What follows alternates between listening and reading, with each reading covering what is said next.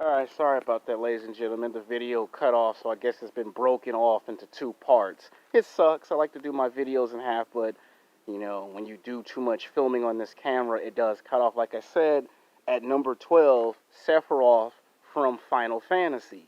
He's on here for a bunch of reasons.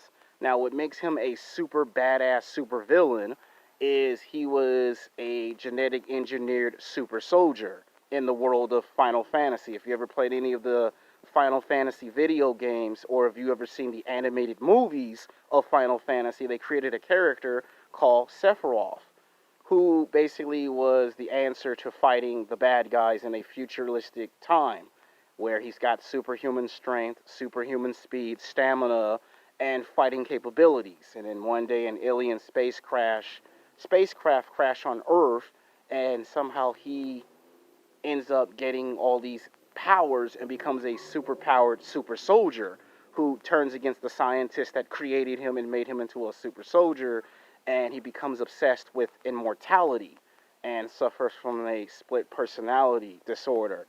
Of course, he becomes obsessed on wanting to have immortality, and then the scientists are forced to respond by creating clones of him with his DNA to create clone super soldiers to fight him throughout the whole entire movie storyline. Now, he drives a badass motorcycle, has an indestructible sword, and of course, he basically thinks he's the good guy when he's the bad guy. And plus, women think they think he's cute, they think he's sexy. Girls actually like Sephiroth.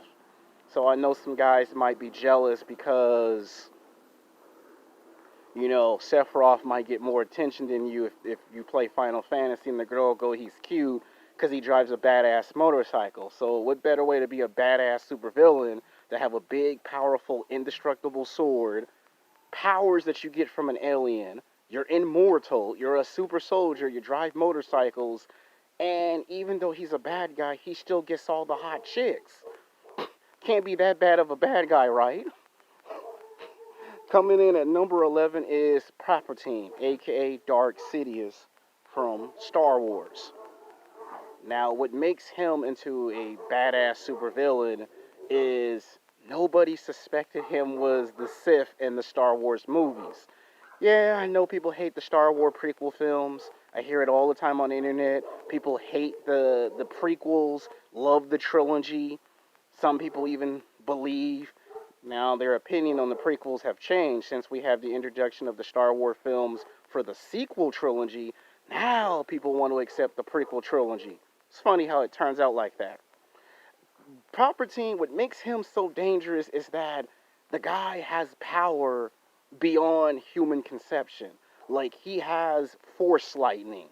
And when he displayed this power, no Jedi or Sith could match his level of skill. And what